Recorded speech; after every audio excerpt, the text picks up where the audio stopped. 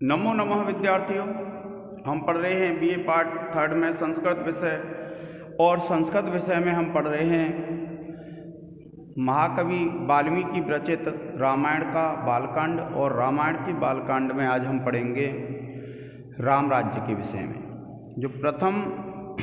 हमारा जो प्रथम सर्ग है रामायण के बालकांड का, उस रामायण के बालकांड के प्रथम सर्ग का प्रारंभ होता है कि वाल्मीकि तपस्वी नारद मुनि से पूछते हैं कि हे नारद मुनि, जो धर्मज्ञ आदि कुछ गुण गिनाते हैं और उनसे पूछते हैं कि इन सभी गुणों से युक्त कौन सा पुरुष है इस दुनिया में। तो फिर उसके लिए जो नारद मुनि हैं वे उनको बताते हैं कि इन गुणों से जो युक्त पुरुष होता है, जो आपने बताए हैं, उन गुणों से युक्त पुरुष मिलना बड़ा असंभव है, किंतु ऐसे जो गुण हैं उनसे युक्त एक पुरुष हैं जिसका नाम है श्री राम। और श्री राम के जन्म से लेकर के अयोध्या का वर्णन करते हुए और संक्षिप्त रूप से जो नारद मुनि हैं संपूर्ण रामायण को वर्णित कर देते हैं। और संपूर्ण रामायण को संक्षिप्त रूप से इसमें वर्णित किया गया है, इसलिए क्या है, इसको संक्षिप्त रामायण भी कहा जाता है। प्रथम जो सर्ग है उसको संक्षिप्त रामायण भी कहा जाता है। अब देखिए होता क्या है कि जब रावण को भगवान श्री राम मार देते हैं, और भगवान श्री राम जब रावण को मार देते हैं तो फिर उसके बाद क्या होता है कि वे नंदीग्राम पहुंचते हैं, जहां से उनके भाई भरत राज्य का संचालन कर रहे थे अयोध्या का। और नंदीग्राम पहुंचने से पहले भगवान श्री राम ने हनुमान जी को भरत के पास भेज दिया था। और नंदीग्राम में राम अपने सभी भाइयों के साथ अपनी जटाओं को कटवाते हैं, और जटाएं कटवाने के बाद फिर वे सभी भाई अयोध्या जाते हैं। अयोध्या पर जो राम का राज्य था, अयोध्या पे जो राम ने राज्य किया, अब उस राम राज्य का वर्णन है कि राम का राज्य कैसा था। आपकी जो परीक्षा होती है विद्यार्थियों, उस परीक्षा में आपसे पूछ लिया जाता है कि जो भगवान श्री राम हैं उनके गुणों का वर्णन कीजिए। कभी आ जाता है वाल्मीकि रामायण के बालकांड के प्रथम सर्ग का संक्षिप्त सार लिखिए, और कभी पूछ लिया जाता है आपसे कि राम राज्य का वर्णन कीजिए।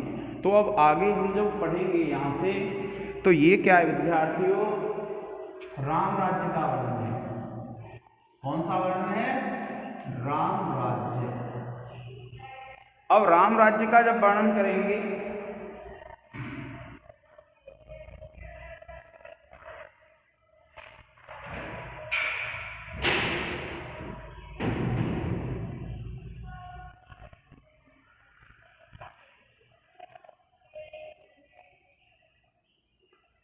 अब देखिए, जो राम राज्य का वर्णन करते हैं, और राम राज्य का जब वर्णन करते हैं तो क्या होता है कि जो भगवान श्री राम हैं उनके राज्य का वर्णन किया। देखिए, प्रहृष्ट मुदितो लोकस्तुष्ट पुष्ट सुधार्मिक निरामयो हि अरोगश्च दुर्विच्छ भयवर्जिता।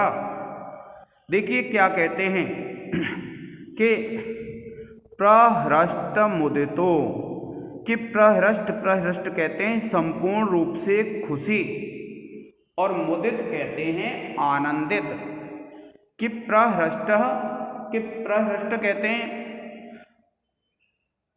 अत्यधिक हर्ष से युक्त, और मुदित कहते हैं आनंद से युक्त। लोकः, जो लोक था, तुष्ट था, संतुष्ट था, पुष्ट था, और सुधार्मिक,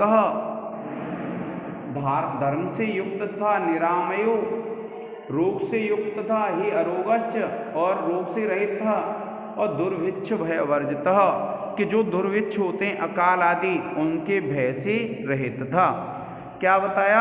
अयोध्या की समस्त प्रजाएं श्री राम के राज्य में संपूर्ण रूप से हर्षित, आनंदित, संतुष्ट, शारीरिक रूप से स्वस्थ, बहुत अच्छी तरह से धर्म का पालन करने वाली, मानसिक दृष्टि से सुदृढ़, शारीरिक रूप से सर्वथा निरोग, और अकाल के कारण उत्पन्न होने वाले भय इत्यादि से सर्वथा रहित थी। क्या कहा? कि देखिए कि जब राम ने राज्य संभाला, 14 वर्ष का वनवास पूरा करके भगवान श्री राम जब अयोध्या आ गए तो अयोध्या के वे राजा बने। और जब भगवान श्री राम अयोध्या के राजा बने तो फिर क्या हुआ कि उनके राज्य में प्रजा कैसी थी, उनका राज्य संचालन कैसा था, उसका इसमें वर्णन मिलता है विद्यार्थियों।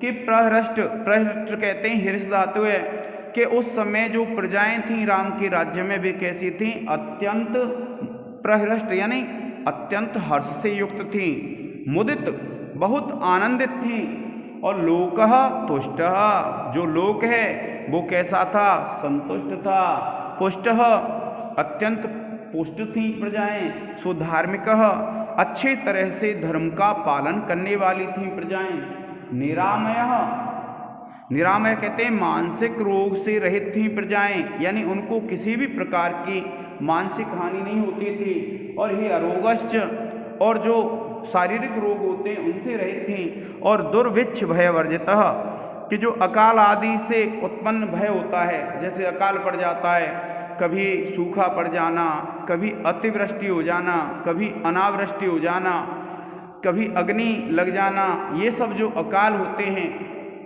तो ये जो अकाल होते हैं उनके भय से रहित थी प्रजाएं। इस प्रकार का भगवान श्री राम का अयोध्या में राज्य था।